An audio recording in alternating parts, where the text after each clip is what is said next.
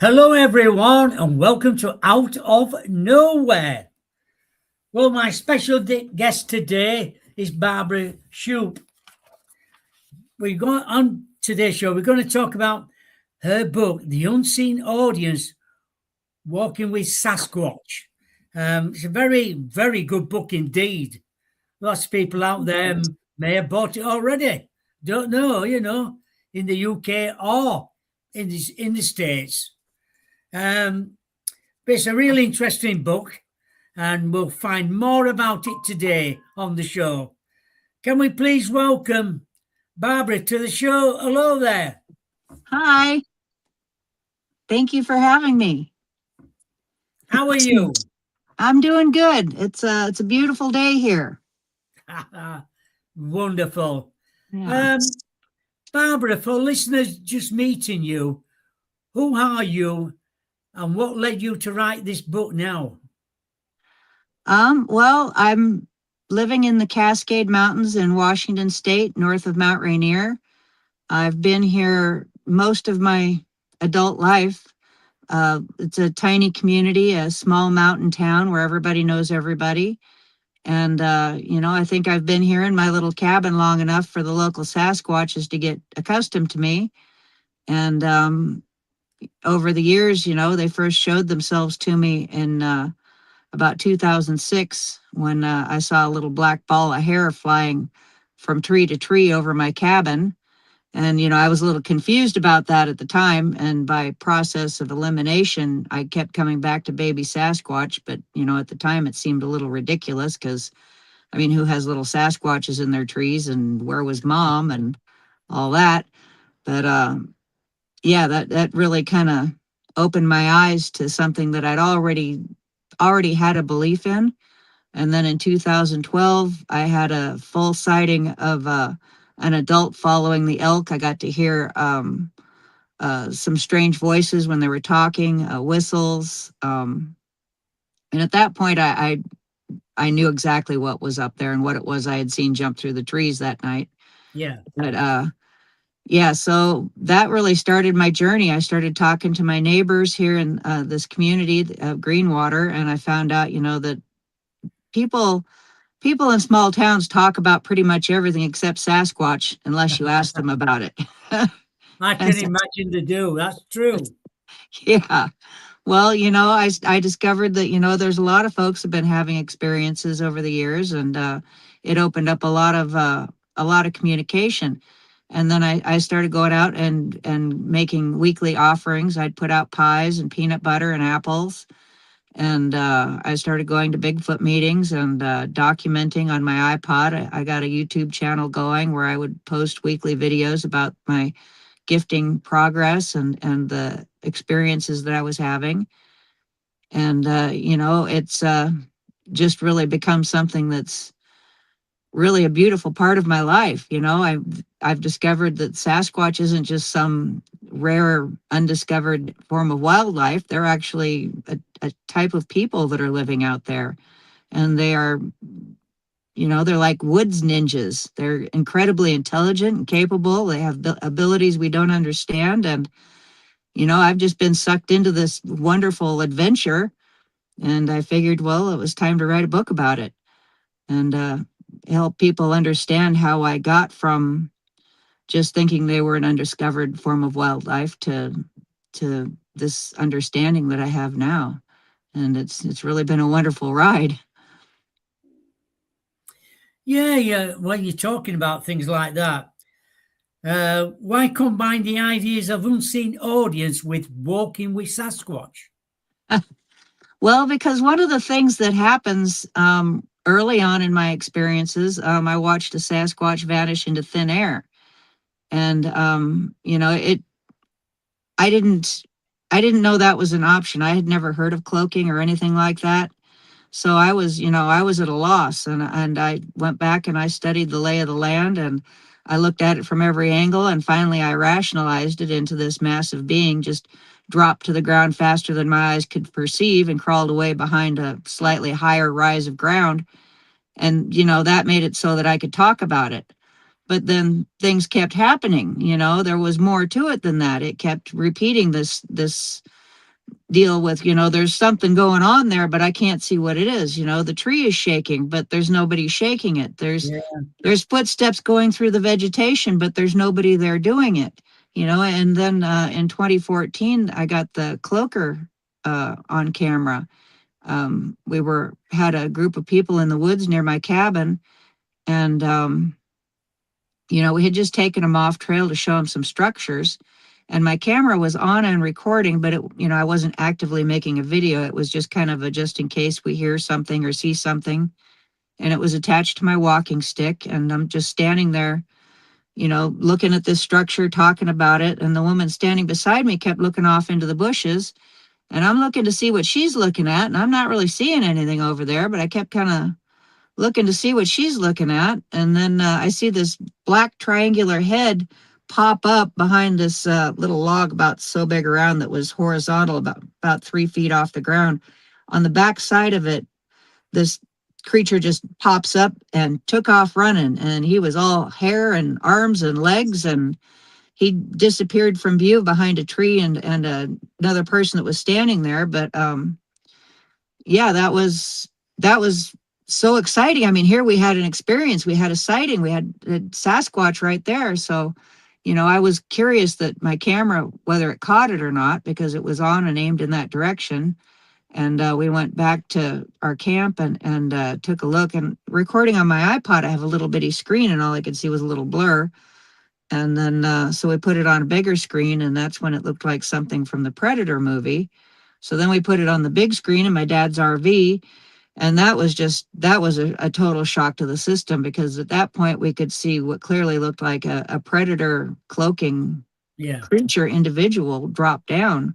And that's not what I saw. What I saw was when he what the camera picked up is on the close side of the log, and when he went under and came up is when I saw him on the back side. So the camera saw a completely different angle than I did, because it was lower. So it didn't pick up what I saw, and I didn't see what it did. But that was the cloaker video. And then we went back the next day and looking for some kind of bushes or vegetation, a branch, anything that could explain it, and there was nothing there. But we did find 2 sets of tracks, one from the individual that I saw and one from a second individual that went straight back and kind of circled around a pile of old logging debris. But that was the last major step for me to finally accept that the paranormal side of Sasquatch was real, and that all of these experiences that I'd been having over the years, you can't just rationalize away things to fit into the perspective you want it to be. If you really want to understand, you're going to have to accept what the situation is giving you. Exactly. Because before these experiences, were you skeptical, curious, or already convinced? Well, I was convinced that they were real. I knew that I'd had a strong curiosity since I was a child, and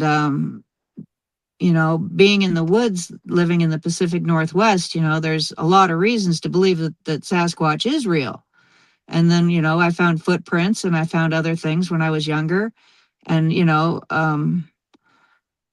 but you have these preconceived ideas, that this is just like, at first it's like a Santa Claus type of thing. Like there's just like one out there, and my gosh, they have children. It's kind of that kind of a mentality. But then the more you get into it, you realize, okay, they're not that rare. You don't have to go deep into the dark forest to find them. They're right at the edge of civilization. They have families. They'll communicate with you. They'll trade with you. The Native Americans were trading with them up until just in the last century. That they are literally another kind of people. They're not another form of wildlife at all. They're intelligent and creative and full of love. And yeah, it's been a wonderful journey learning about them. And I feel like they're good neighbors. As that's pretty much where I'm at with them. Oh, sorry, I'm going to say, my camera fell over. it's all right. It's all right. No problem. Dragon's on here in the chat room. He said, Dr. Matt Johnson of Camp Exhumed claim they are Christian. What are your thoughts? Oh, okay. Well, honestly, I have my disagreements with the things that he has to say. No disrespect to him, but personally, I don't think it's right to put our form of religion onto them. You know, they're creatures of nature. You know, Yeah. they have their own ways of doing things, and when we take things like that and put it onto them, that's doesn't work for me. No, we're all totally different. Yeah. Is there one chapter that was especially emotional or difficult to write? Yeah. There's a chapter about my dogs, and when I was writing about losing Gabby, that was very difficult. You know, it's been a while now, and you know I've healed from her loss, but it still hurts. But you know the all of the experiences that I had in the beginning, I shared with her, and we had quite a bond with that. And when she passed, I didn't quite realize that she had also such a strong bond with the Sasquatch herself.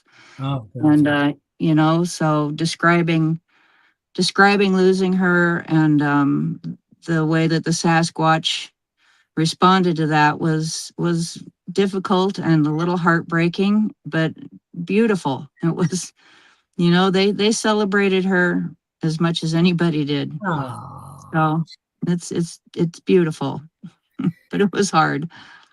I can imagine it was, Barbara. Were there stories you almost left out? Yeah, there's a few. I know that there's other books that I want to be able to write, so I didn't want to try to cram everything into this book. I just kind of wanted this book to be the stepping off point, you know, the one that you can see the transition from just, you know, thinking that having a curiosity to having this understanding. And from there, you know, I'm getting ready to put out a few more books. I'm going to do a little series on things that happen when we go camping, and all of these things are going to tie together.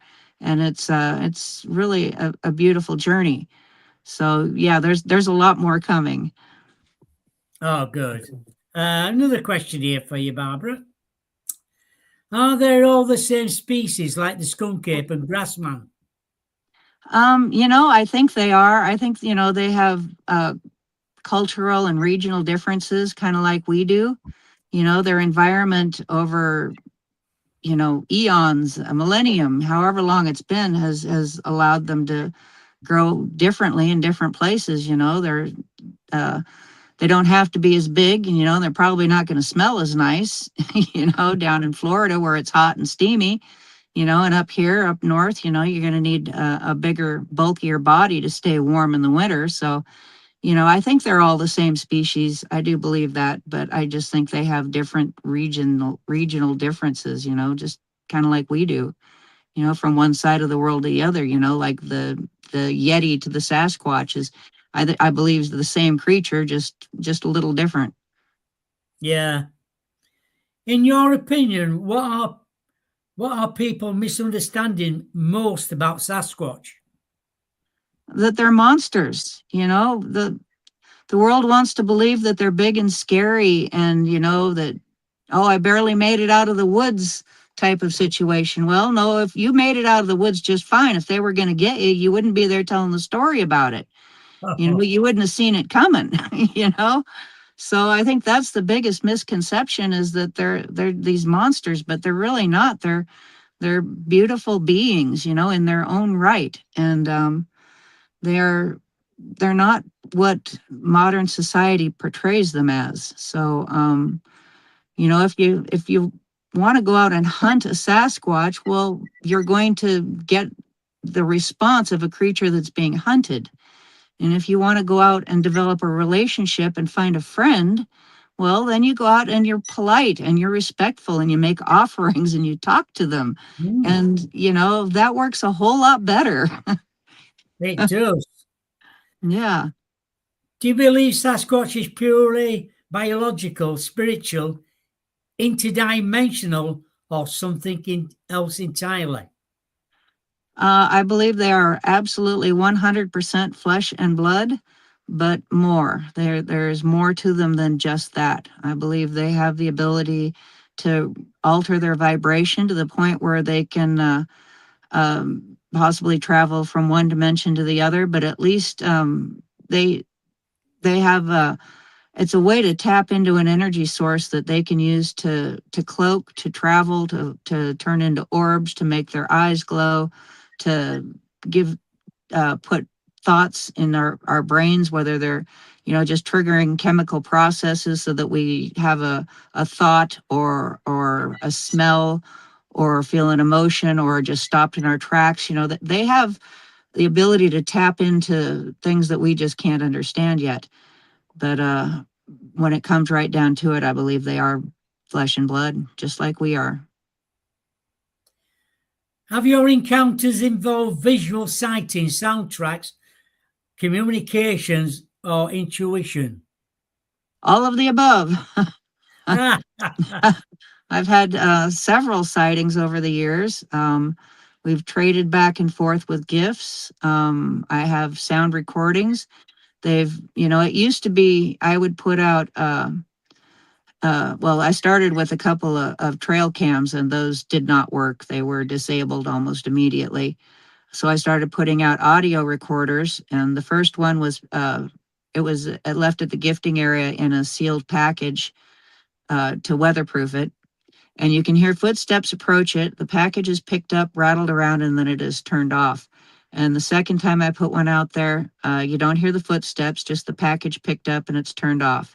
The third time, it's just turned off. After that, they were taken, they just disappeared. So I stopped putting recorders out. After a few months went by, I heard some vocals out across the road from my cabin, and I was thinking, being respectful, I'm not going to put anything else out in the woods, but this is my yard and, I can put what I want in my of yard. course you can, yeah. And so I got a little recorder out and I put it on the back side of a bench on the picnic table there where nobody could see it. It was, completely out of sight. And I left for a few hours and then I came back and it was gone. I found it on the ground about 6 feet away, covered in dried mud. It had been turned off. Nothing was recorded on it. So that was the last time that I did anything like that. But part of the lessons that I've learned, and something that something that is really cool, is that they'll give you what they want you to have. So if you're out there being respectful and you're not just stashing and hiding things, you're carrying a camera, you're carrying a recorder, and you're obviously doing something with it, they're going to jump in front of the camera. They're going to put an arm out there. They're going to give you something to see. They're going to throw a rock or make a vocal or give you, something that you can take back and share. And so nowadays when I'm out walking and I just kind of get the feeling, you should turn the camera on, I turn the camera on and there you go. They flash the eyes at me, so it's being open to listening to what they're trying to share, but being respectful enough to and being honorable enough to not take advantage of that and walk all over them. You gotta It's a two-way street here. You gotta be nice to Don't them. say it. I can Yeah. imagine it is, and that's why they want to share something with you. Mm-hmm. Yeah, they'll give you what they want you to have. They're just not going to let you take it. No. Have you ever felt fear during these interactions? Um, Back in the beginning, there was one night that I felt my heart kind of go up into my throat, and I thought to myself, "Oh my gosh, Barb, what have you gotten yourself into?"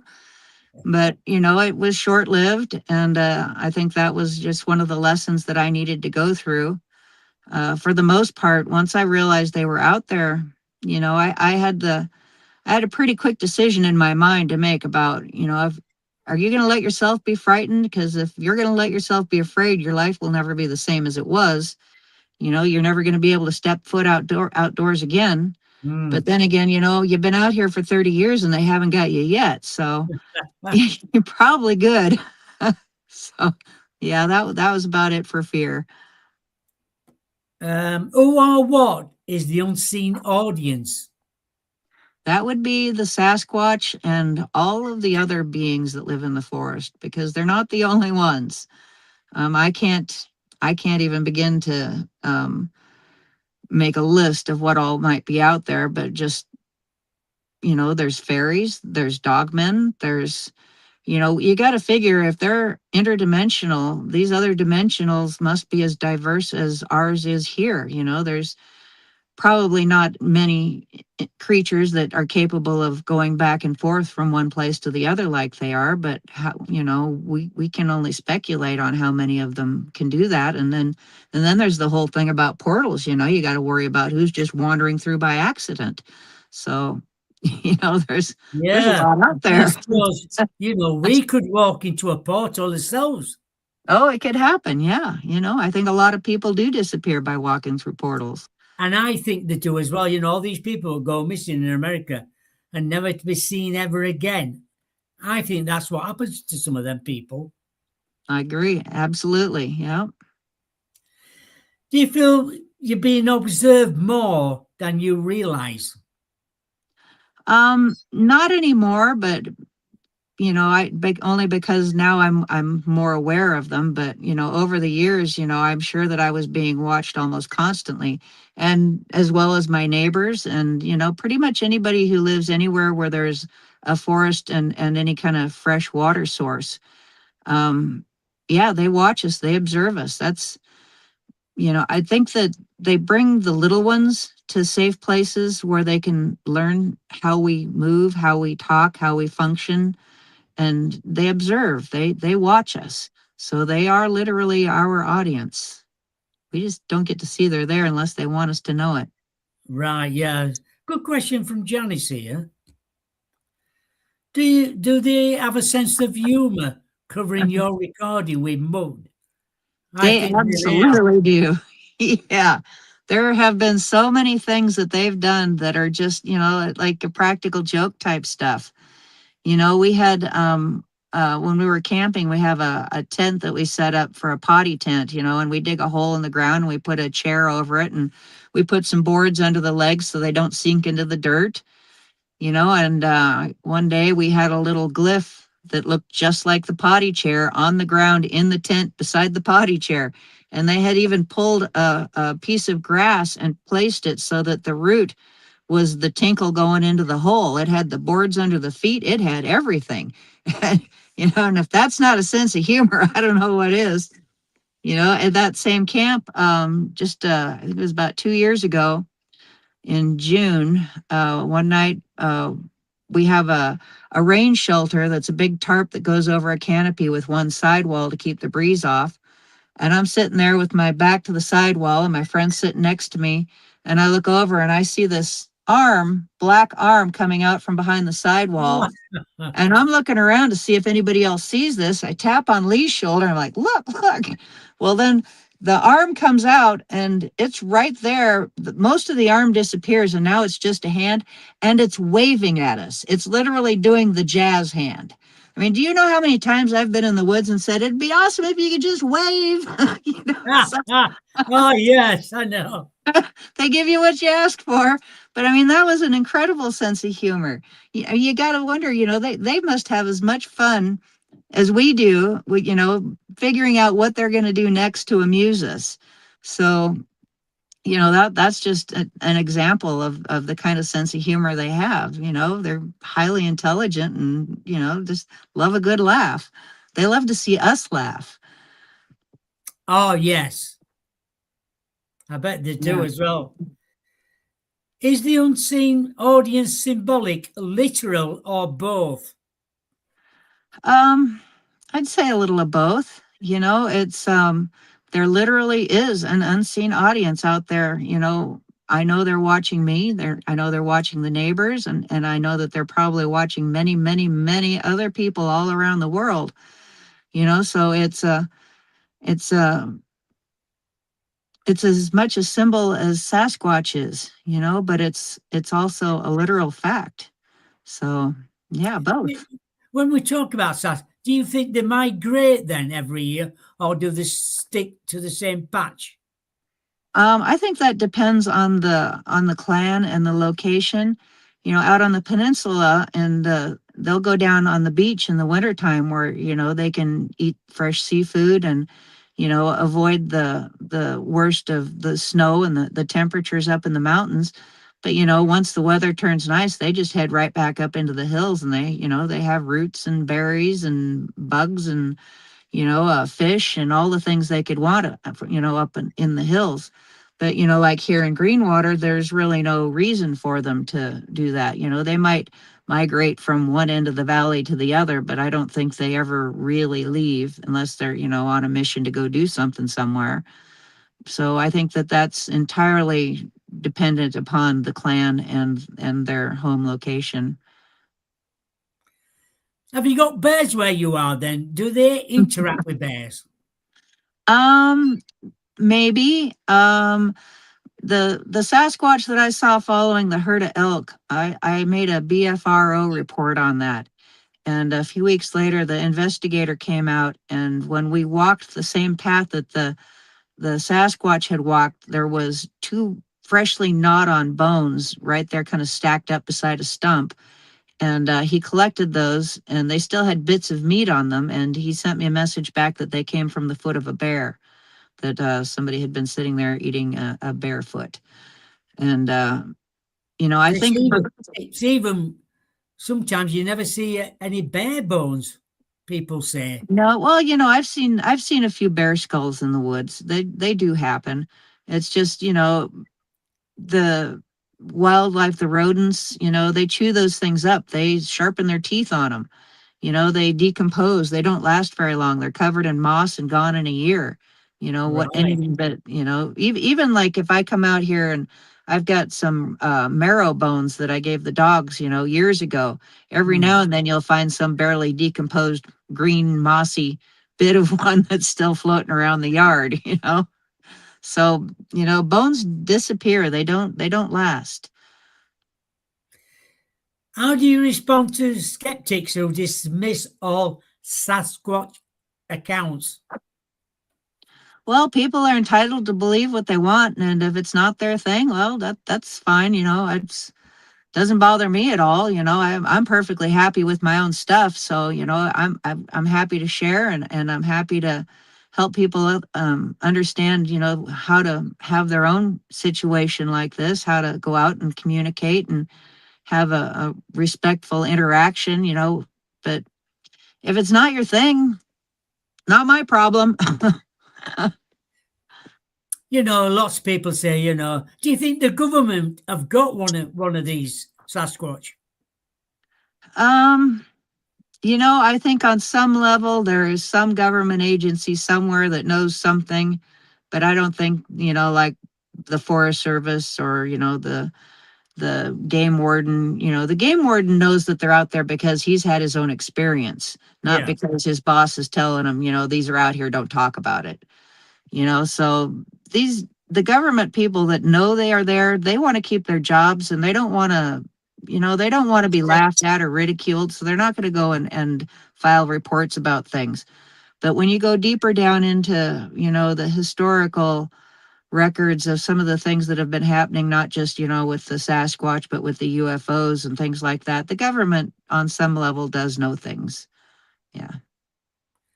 Um, Question from Mel here. Question for Barbara. How close have you been to a Bigfoot?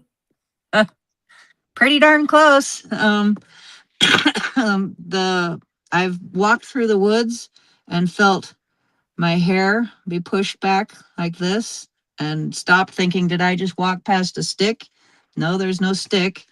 I've had my pillow pushed up against my head in my tent. I've had the foot of my sleeping bag tugged. Just a couple of months ago, I was taking Goldie up the trail to go potty one night, and at the trailhead, the vine maples make an arch over the trail. So I kind of got a duck to go under there, and it's about 2 feet from one side of these arched branches to the other. And as I started to duck, somebody right on the other side jumped into the creek right there Wow. and startled the heck out of me. So It that would was pretty be. close. So I had my light, and I just kind of quickly flashed it at the creek bottom. Just said, "I'm sorry, I'm just making sure you're not an elk." But I didn't see an elk. So it was caught me off guard there. So that was pretty darn close. So It sounds like it as well. is Does that it, does it- another practical joke there? A question from Janice here. Have you ever encountered dogmen or werewolves? Yeah, about 10 years or so ago, and this is in my book. I was up on the trail with a friend that I worked with and the boss's grandson, and we were just going to go for a little walk, and look for some structures. And we encountered three individuals beside the trail. One that was cloaked, that was just mowing down the vegetation. One that was a larger Sasquatch farther back that stepped behind a tree, and one that was a juvenile dog man that was on all fours right there beside the trail, just turned and leaped over a log and was gone. And then this last summer, I was up walking on the trail after dark and came across this very, very big wolf-like track that had like a bit of wrist attached to it, and Oh my God. between the ends of the claws and the end of the wrist, it was about 10 inches. So it was a big one. It sounds like it as well. My Yeah. God. Um, why do you think mainstream science avoids the subject? I think that they don't want to lose face on the things that they're already working on, the things that they've already produced and where they're at, the path they're on, the things that are going in the books. To admit that there's another being out there that is not just um, like us, but more capable, more intelligent, faster, more able to, survive nature than we are. I mean, there's no scientist that wants to be the one that says, oh, yeah, there's a creature out there that's smarter than me. So, I think once the old guard starts to die off and the younger people start taking the positions of power in this, I think that you're going to start to see more more information, more study of things like orbs and portals and Sasquatch and UFOs, and these aren't going to be such taboo things in the future. It's going to become part of how we exist at some point here, because the world is going to heck, and it's their world too, and I don't think they appreciate the way we're treating it very much. So the more enlightenment that we can spread, that we need to take care of things, the better. And they're gonna be pushing that themselves if we don't do something pretty soon. There's always questions about UFOs and Bigfoot being together. They've been sighted in the same places. What do you think about that? Well, firsthand, I don't know much about like aliens and Sasquatch being together, other than what I've read, stories I've been told. But I do know that there are orbs and there are extremely fast glowing lights and things in the sky that are hand in hand with the Sasquatch.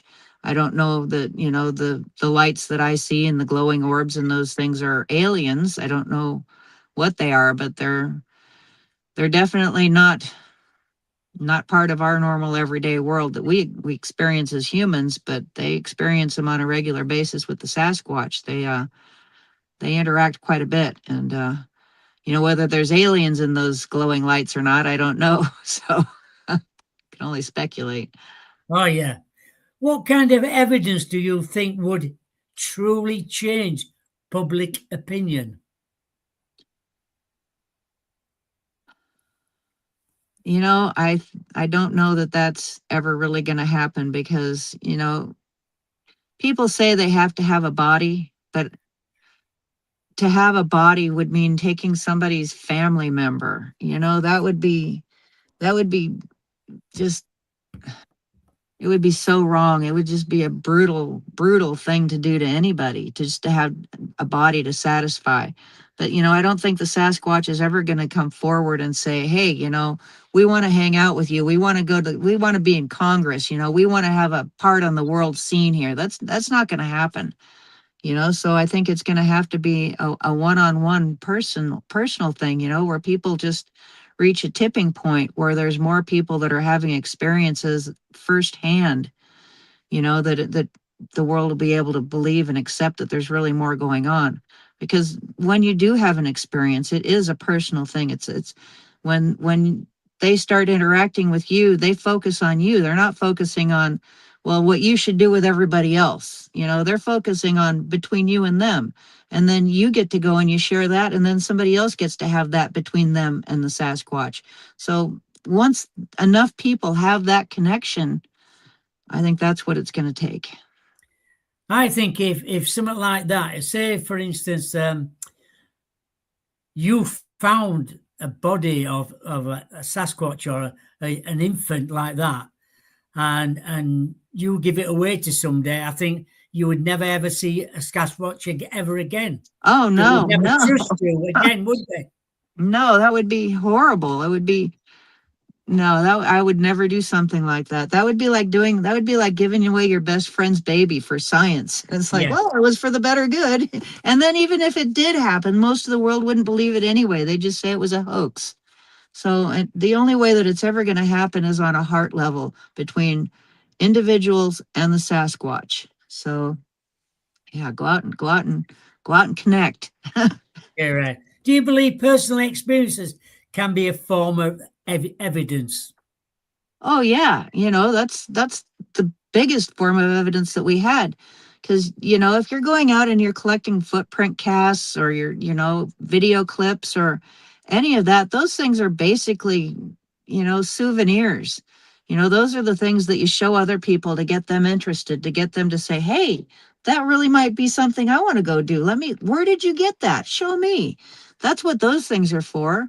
The real evidence is in the experience, the firsthand stories. And when you're talking to somebody who's had a life-changing event, you can see it in their eyes and you can hear it in their voice, and that's what makes a difference. You know when people's telling the truth, don't you? You do. Yeah, you do. You Uh-huh. can see it in them, and some people get really frightened and go, "Yeah, what I've seen. This is what I've seen. Yeah, I know and what I've seen."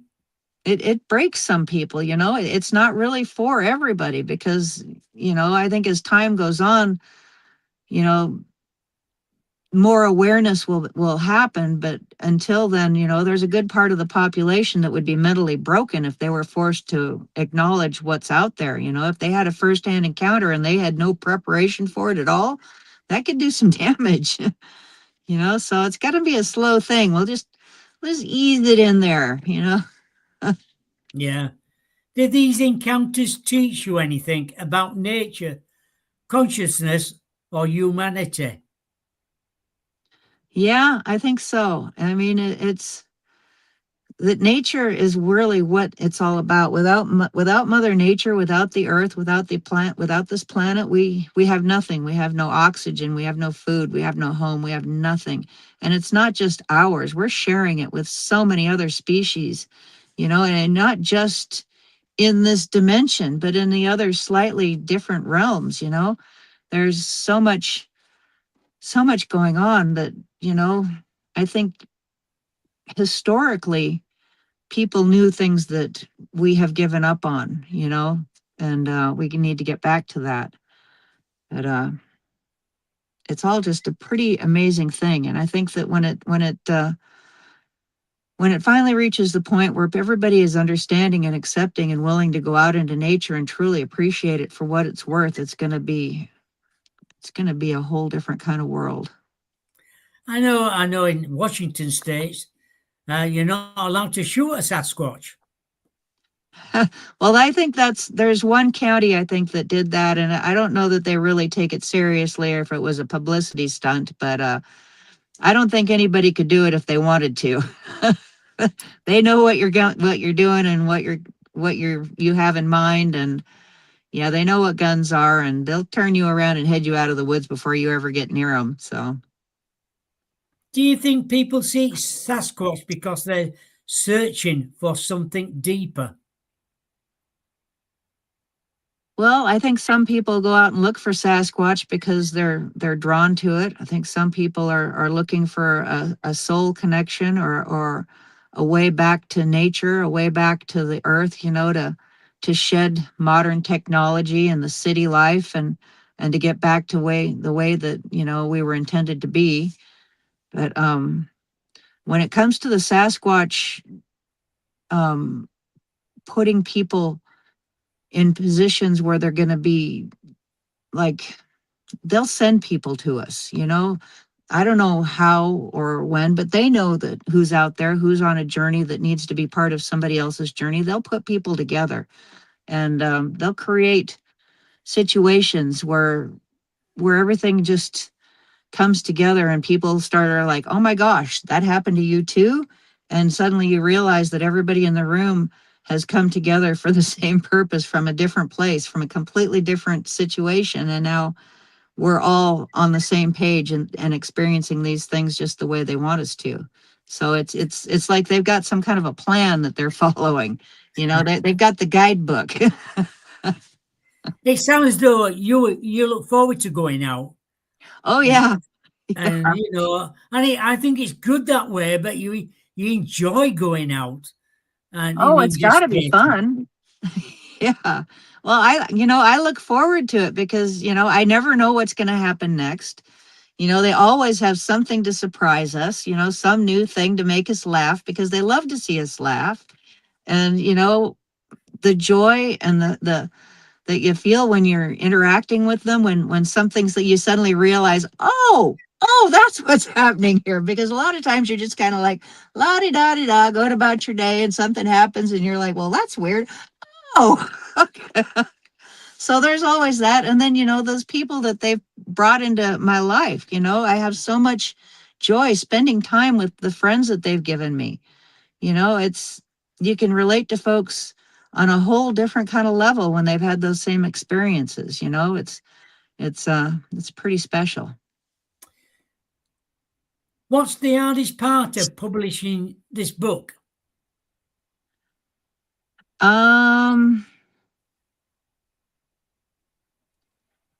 well, my friend Tom Cantrell, he was going to be doing the publishing for me, and he got pretty sick about the time that he started working on it, and he wasn't really able to do the things that he wanted to do. And we worked it out anyway, but not having Tom being able to work on it, and then when he passed away, No. that was the hardest part, I think. The book itself worked out the way that it was supposed to, but not having Tom being able to participate was a little heartbreaking. Oh, it must be. Absolutely. It must be like that. Did anyone try to discourage you from telling your story? Um, the very first time I told my husband that I saw a Sasquatch, he got a little upset with me and told me, "You did not. There's no such thing as a Sasquatch." But, as time has gone on, he's had his own experiences, and he's heard enough other people talk that, Oh, brilliant. he's not a doubter anymore. But I think that was probably the only time. How has the response been so far from readers about your book? They love it. I'm a little shocked at how much people like it. I don't have any training as a writer or anything like that, other than, the reading I've done myself.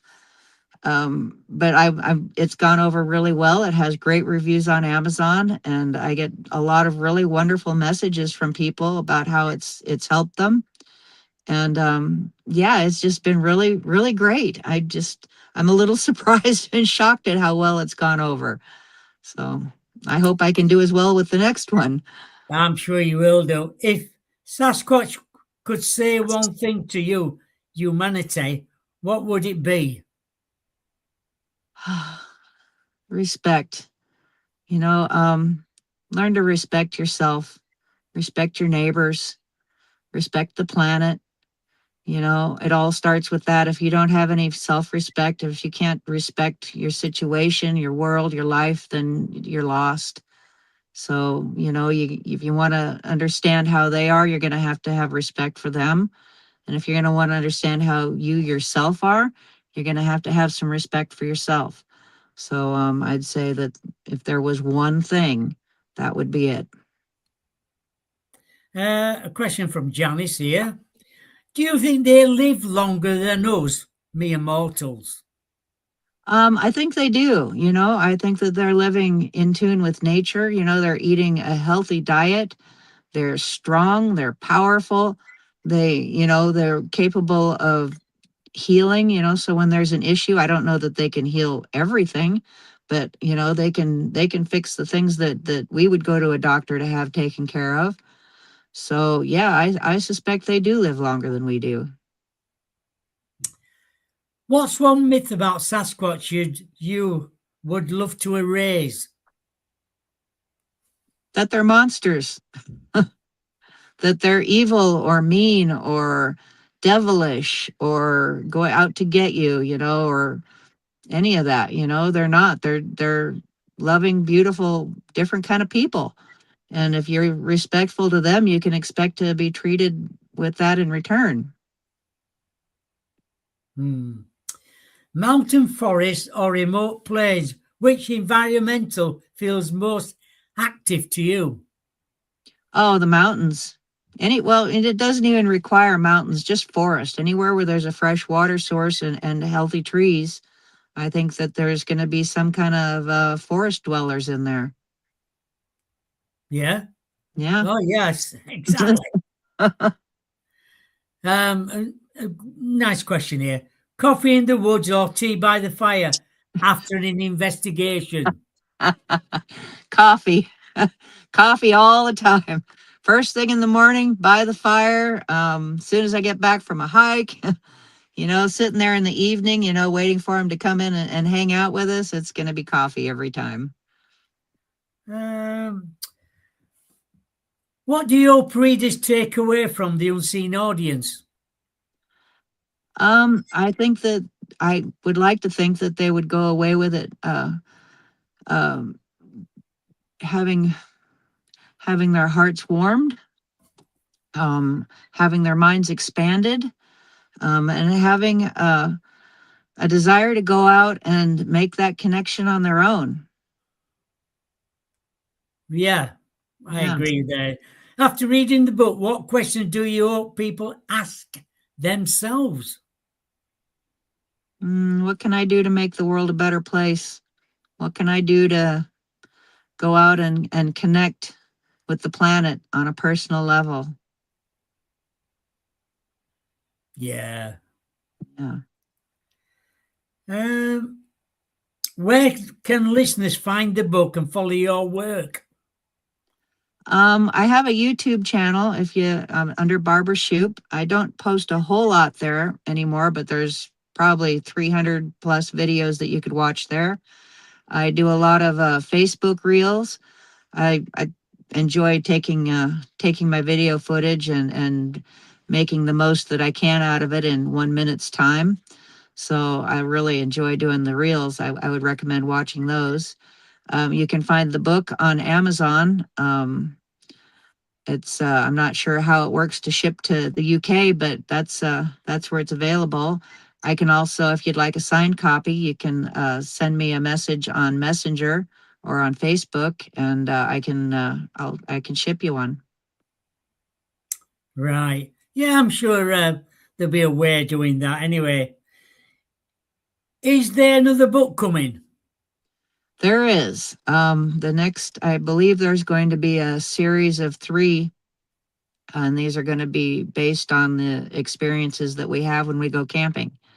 So there'll be one. One will be based on each location that we like to spend time at. And they'll all be connected and tied together through those experiences. Right. What haven't people asked you yet that they should about Sasquatch? Well, that's a tough one. How long am I going to do this? Nobody's ever asked me how long I'm going to do it for. Rest of your life, probably. Exactly. Yes, as long as I absolutely can. Few little questions here. What happened that made you stop doubting forever about Sasquatch?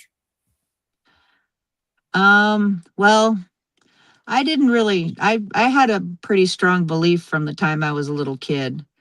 The one thing that made me stop doubting that the paranormal part was real was the Cloaker event. And then a few months later, after the Cloaker event, I made my first trip to the Blue Mountains in southeast Washington. And I spent a week over there. And at that time, I had very close up visuals of eye glow that turned on and off. I had a lot of stuff happening to me in that one week. And even though the Cloaker event had finally made me accept that the paranormal side was real, that week in the blues cemented it for me. That was no more doubt. There's not going to do me any good to put up the walls against this anymore.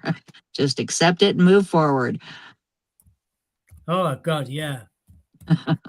Um,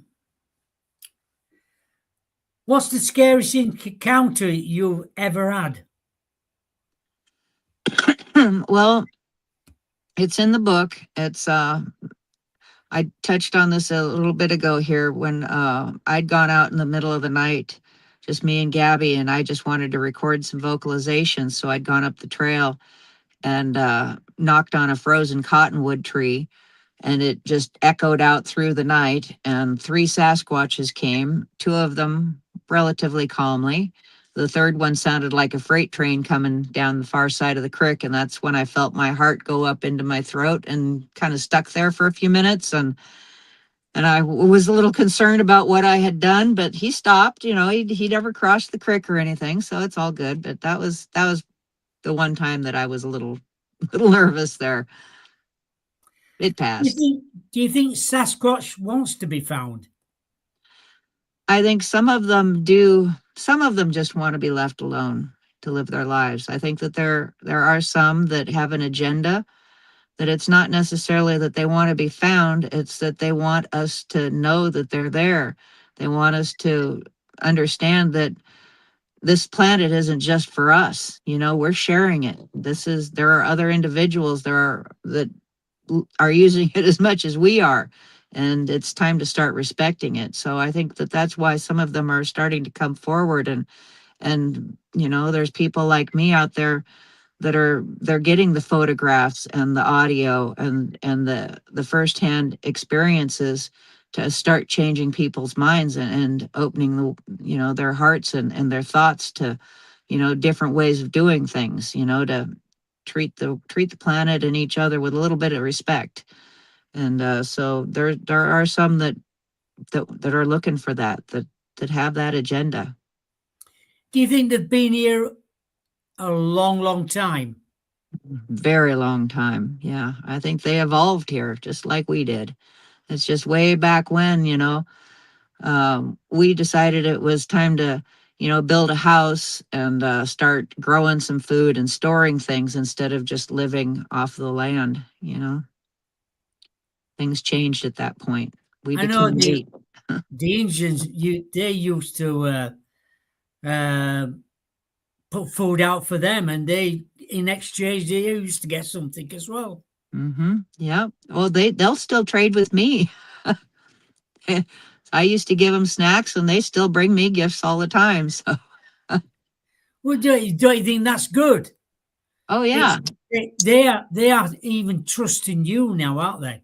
they do. They trust me. Yep. And I would love to see them trust a lot more people.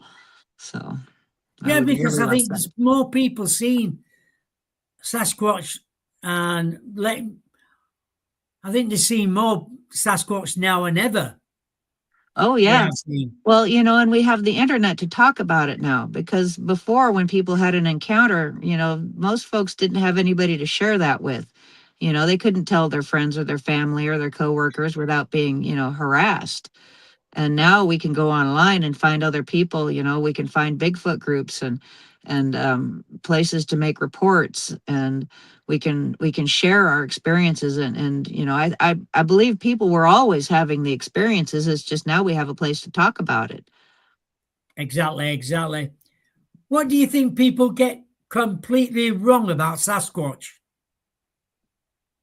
That they're Big and mean and gonna get you.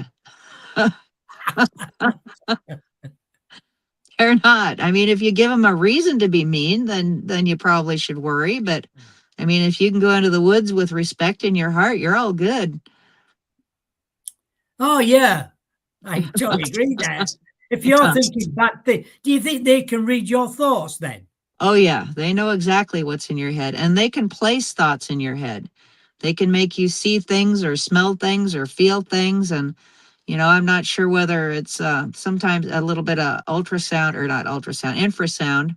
They can zap you and make you feel a little ill, or they can trigger chemicals in your brain to make you smell something or hear something.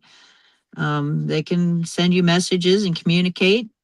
They have many, many talents. Because they've always said you can smell a Sasquatch when it's nearby. Is that true? Well, no, not necessarily. I'm sure that there are some that do have some serious body odor issues, but for the most part, unless they want you to smell them, you don't smell anything when they come near. There's kind of a funky sewer dog kind of a smell that, sometimes, you'll get that whiff just to know they're there. There's one that has a sulfur smell. You'll read about him in the book. The one that we think of as Mama Sasquatch, she'll give you floral scents. Oh, Yeah, I was up the trail a few years ago, beautiful spring morning, and I wished Mama Sasquatch a happy Mother's Day. And I said, I'm going to go see my mom, but before I go, I just wanted to come out and wish you happy Mother's Day. And just this warm floral scent just washed over my face. And, oh, how nice. yeah. So you always know when it's Mama Sasquatch because she smells like flowers. So it's not I mean, I'm sure some have some stink. Some of them have body odor. They're Does she physical come round beings. off? Does she come around you often then? Yes, she does. She gave me her name. Her name is Comey. Is that an Indian name or what? Have you looked into it? No, I haven't found anything on I have never found it anywhere looking it up, but that's the name that she gave me to use for her. I don't even know if that's like the name her mother gave her, but that's the name she gave me to use. So you'll read about that in the book. Right. Why did you call it the unseen audience? Because that's what they are. They are right there on the edges of civilization, at the edge of the forest, watching us, the edge of the campsite, across the river, across the lake, wherever there's trees and a water source, they're observing us. And unless you are trustworthy and somebody that they know, you'll never know they were there. If you're being disrespectful and causing a problem, they're going to shake trees and throw things and try to run you off, but they're not going to hurt you. They just, are not very tolerant of disrespect. That's all. But yeah, they're right there watching. They are our unseen audience. Well, that's good. I think it is good, but they do things like that. Because Yeah. like you respect them, and they respect you now. Yeah, they do. They do. It's appreciated too. Well, it's like I said before. You must love going out because you never know what you to expect. That's right. That's one of my favorite sayings is I can't wait to see what's going to happen next. Because you can't even anticipate it. I figure they must just be having a blast figuring out what it is they're going to do to just surprise us. Do, What some little thing they're going to do to just blow us away. do, And like do, the you- jazz hand. do you think that's a joy? It is. It really is. I think they love this as much as we do. Oh, I bet they do. I bet they Yeah. do. Yep. I think I would if I was out there with you. Researching places and going there and there. I know when we go out, you never know what's going to happen that night, and No. I'm glad it's like that because it'd be boring if you knew what's going to happen. Oh yeah. Yeah.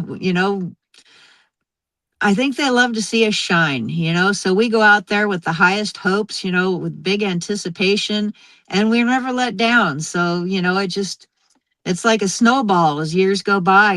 We just get all giddy thinking about what's coming next. They do, yeah. I'll Yeah. just get your book up while I'm thinking about it now. Right. 2 minutes. I'll have it up here. There we go. I know it's back to front, the unseen audience. That's my book. That's the book out there. So if you want a signed copy or anything like that, just get in touch with Barbara. And another thing is, if you've got any sightings or anything, how can they get in touch with you? Oh, I don't really take sighting reports, but Right. if you want to write something up, and like post it on my page, just tag me and I'll I'll open it up so people will be able to see your report. But yeah, I think that there's some really good Bigfoot groups. There's the Pork and Beans group. There's Sasquatch Highway. There's some really good groups where you can go on and post your experiences and ask for, advice on stuff. That I personally don't take reports. If So you if you were starting, well, what would you say to somebody who's just starting out, going and investigating with Bigfoot? I'd say just go talk to them. People, they think that they've got to have all kinds of fancy technology, new gear, drones and fancy cameras and all that.